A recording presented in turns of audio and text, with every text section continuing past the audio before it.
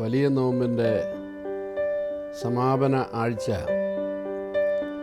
നമ്മുടെ വാഴ്ത്തപ്പെട്ട കർത്താവിൻ്റെ പീഡാസഹനങ്ങളെ ധ്യാനിക്കുന്ന ആഴ്ചയാകുന്നുവല്ലോ. അതിൽ തന്നെ വലിയ വെള്ളിയാഴ്ച അഥവാ ദുഃഖവെള്ളി എന്ന് നാം സാധാരണ പറയുന്ന ദിനം ഇന്ന് നാം ആരാധനയിലൂടെ ആചരിക്കുകയാണ്. നമ്മുടെ കർത്താവിൻ്റെ അന്ത്യ അത്താഴത്തിന് ശേഷം തൻ്റെ അരുമ ശിഷ്യന്മാരുമായി ഗത്സമന തോട്ടത്തിൽ തൻ്റെ പിതാവുമായുള്ള സംസർഗത്തിൻ്റെ സമയം എടുക്കുകയാണ്. അനന്തരമുള്ള സംഭവങ്ങൾ 3 ഘട്ടങ്ങളിലൂടെ ആരാധന പ്രാധാന്യത്തോടും തിരുവചന ധ്യാനത്തിൻ്റെ പൂരിതമായ അനുഭവത്തിലും ഇന്ന് നാം കൊണ്ടാടുകയാണ്. നമ്മുടെ കർത്താവിൻ്റെ പീഡാനുഭവം വിശുദ്ധനായ പൗലൂസിൻ്റെ ഭാഷയിൽ റോമാക്കാർക്ക് എഴുതിയ ലേഖനം 5-ാം അധ്യായം 8-ാമത്തെ വാക്യം അതിൻ്റെ രത്നചുരുക്കമായി കാണാൻ കഴിയും. നാമോ പാപികളായിരിക്കുമ്പോൾ തന്നെ നമുക്ക് വേണ്ടി മരിക്കയാൽ ദൈവത്തിന് നമ്മോടുള്ള സ്നേഹം പ്രകടമാക്കിയിരിക്കുന്നു. ക്രിസ്തു മരിച്ചു, അതൊരു ചരിത്ര സംഭവമാണ്. ആർക്കു വേണ്ടി മരിച്ചു? നമുക്ക് വേണ്ടി മരിച്ചു. അത് ദൈവശാസ്ത്രമാണ്, ഒരു ചരിത്ര സംഭവം. അതെൻ്റെയും നിങ്ങളുടെയും ജീവിതത്തിൽ ഏത് പ്രകാരേണ സ്വാധീനം ചെലുത്തുന്നു എന്നുള്ളത് വ്യാഖ്യാനിക്കുമ്പോൾ അത് ദൈവശാസ്ത്രമായി തീരുന്നു. ക്രിസ്തുവിൻ്റെ മരണം സകല ജനതകളുടെയും സകല സൃഷ്ടികളുടെയും വിമോചനത്തിനും വീണ്ടെടുപ്പിനുമായിട്ടാകുന്നു. നിശ്ചയമായും ഈ വിമോചനം ദൈവത്തിൻ്റെ മഹാകരുണയിൽ നമുക്ക് ലഭിച്ച ഒരു സൗജന്യദാനമാണ്. രക്ഷ സൗജന്യമാണ്. ക്രിസ്തു മരിച്ചു.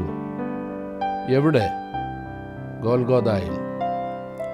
അവിടെ വെറുപ്പിൻ്റെയും നിന്ദയുടെയും പരിഹാസത്തിൻ്റെയും അവസരമാണ്. എന്നാൽ അതിന് നടുവിൽ തന്നെ നിന്ദിക്കുന്നവരെയും പരിഹസിക്കുന്നവരെയും വെറുപ്പ് പ്രകടിപ്പിക്കുന്നവരെയും തൻ്റെ മഹാദയ കാരുണ്യത്താൽ ക്ഷമിക്കണമേ എന്ന് തൻ്റെ പിതാവിനോട് പ്രാർത്ഥിക്കുന്ന ക്രിസ്തുവിനെയാണ് നാം കാണുന്നത്. ക്രിസ്തുവിനെ ക്രൂശിച്ച ഇടം നാം ശ്രദ്ധിച്ചാൽ തലയോടിടം എന്ന സ്ഥലത്ത് എത്തിയപ്പോൾ അവർ അവിടെ അവനെ ക്രൂശിച്ചു. കുറ്റവാളികളോടുകൂടെ ക്രൂശിച്ചു. ഒരുവനെ വലത്തും ഒരുവനെ ഇടത്തുമായി ക്രൂശിച്ചു എന്ന് പറയുന്നു. സാധാരണ മനുഷ്യർ മരണസമയത്ത് ഉറ്റവരും ഉടയവരും തങ്ങളുടെ ചുറ്റുമുണ്ടാവണം എന്നാഗ്രഹിക്കുമ്പോൾ യേശു കർത്താവിൻ്റെ ക്രൂശിലെ മരണം സംഭവിക്കുമ്പോൾ ആരാണ് ചുറ്റുമുണ്ടായിരുന്നത്? ഈ പറയപ്പെട്ട കുറ്റവാളികൾ. അത് യേശുവിനെ സമൂഹമധ്യേ വളരെ മോശപ്പെടുത്തത്തക്കവണ്ണം നീ ഇവരിൽ നിന്ന് ഒട്ടും വ്യത്യസ്തനല്ല എന്ന് വിളിച്ചോതുന്ന വിധത്തിലാകുന്നു ഈ കൊടും കുറ്റവാളികളെ തൻ്റെ ഇടത്തും വലത്തുമായി ക്രൂശിക്കുന്നത് എന്ന് കാണുമ്പോൾ ആർക്കു വേണ്ടിയാണ് ഇതെല്ലാം യേശു ക്രിസ്തു സഹിച്ചത്? എൻ്റെയും നിങ്ങളുടെയും പാപത്തിൻ്റെ പരിഹാരത്തിനായി.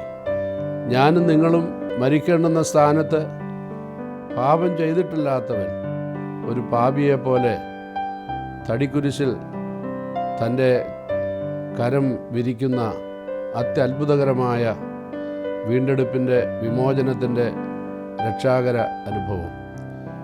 രക്ഷ ഒരു രഹസ്യമാണ്, രക്ഷാരഹസ്യം.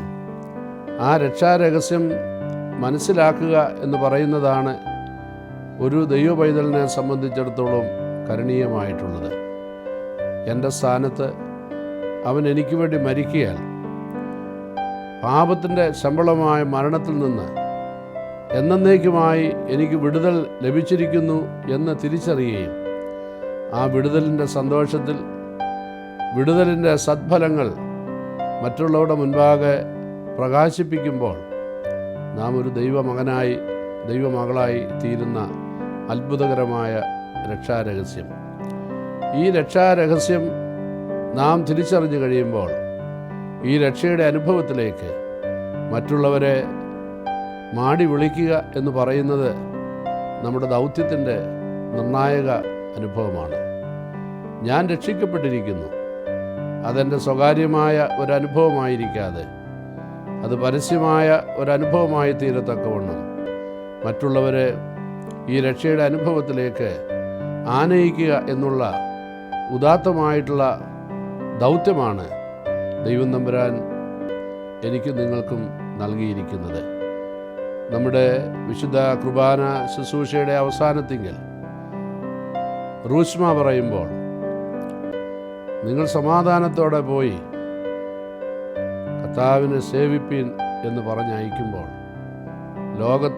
ഒരൾത്താരയായി കണ്ട്, രക്ഷയുടെ ഒരിടമായി കണ്ട്, ആ രക്ഷയുടെ അനുഭവത്തിലേക്ക് അനേകരെ ആനയിക്കുന്ന വലിയ ദൗത്യം നമ്മെ ഭരമേൽപ്പിച്ച് അയക്കുന്ന സുന്ദരമായിരിക്കുന്ന ഒരു നിമിഷമാണ് ആ റൂശ്മായുടെ അവസരം എന്ന് പറയുന്നത്.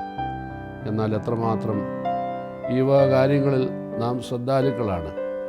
ആണ്ടോടാണ്ട് ക്രൂശിനെ ധ്യാനിക്കുകയും കുമ്പിടുകയും ദിനങ്ങൾ കഴിയുമ്പോൾ ഉയർപ്പ് പെരുന്നാൾ അത്യാഹ്ലാദബോധം ആഘോഷിക്കുകയും ചെയ്യുന്ന നമുക്ക് ഇതിലടങ്ങിയിരിക്കുന്ന രഹസ്യം ഉൾക്കൊള്ളുന്നതിനും നമ്മെ ഭരമേൽപ്പിച്ചിരിക്കുന്ന ദൗത്യ നിർവഹണത്തിൽ ഉത്സാഹമുള്ളവരായും എല്ലായിടങ്ങളിലും കർത്താവിനു വേണ്ടി ഈ വലിയ ശുശ്രൂഷ നിറവേറ്റുവാൻ തക്കവണ്ണം നമുക്ക് കഴിയുമ്പോഴാകുന്നു ഈ ക്രൂശ് നമുക്ക് യാഥാർത്ഥ്യമായി തീരുന്നത്. ക്രൂശിൻ്റെ വചനം നശിച്ചു പോകുന്നവർക്ക് ഭോഷത്വവും രക്ഷിക്കപ്പെടുന്ന നമുക്കോ ദൈവശക്തിയുമാകുന്നു എന്ന് അപ്പോസ്തലൻ പറയുകയാണ്. നാം തീരുമാനിക്കുക, ഈ ക്രൂശ് നമുക്ക് രക്ഷാകര അനുഭവമായി തീർന്നിട്ടുണ്ടോ? വീണ്ടെടുപ്പിൻ്റെ അനുഭവത്തിലൂടെ ജീവിതത്തിൻ്റെ അന്ത്യം വരെ മുന്നേറുവാൻ തക്കവണ്ണമുള്ള ഊർജം നൽകുന്ന ഈ ക്രൂശ് അനുഭവം എത്രമേൽ നാം സ്വായത്തമാക്കിയിരിക്കുന്നു. ഇതാകുന്നു ഈ വലിയ വെള്ളിയാഴ്ച നാം ധ്യാനിക്കേണ്ടുന്നതും നാം ചിന്തിക്കേണ്ടുന്നതും.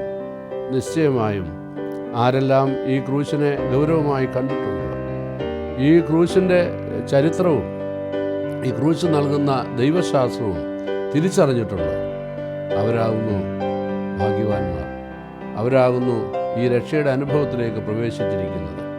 ഈ വർഷത്തെ ക്രൂശ് അനുഭവം എന്ന് പറയുന്നത് ഇത്തരത്തിലുള്ള രക്ഷയുടെ അനുഭവക്കാരായി തീരുന്നതും ഈ രക്ഷയുടെ അനുഭവത്തിലേക്ക് അനേകരെ മാടി വിളിക്കുന്ന വലിയ ശുശ്രൂഷയിൽ പങ്കുകാരാകുന്നതിനും ദൈവത്തിൻ്റെ പരിശുദ്ധാത്മാവ് നമ്മെ ഓരോരുത്തരെയും സഹായിക്കുമാറാകും.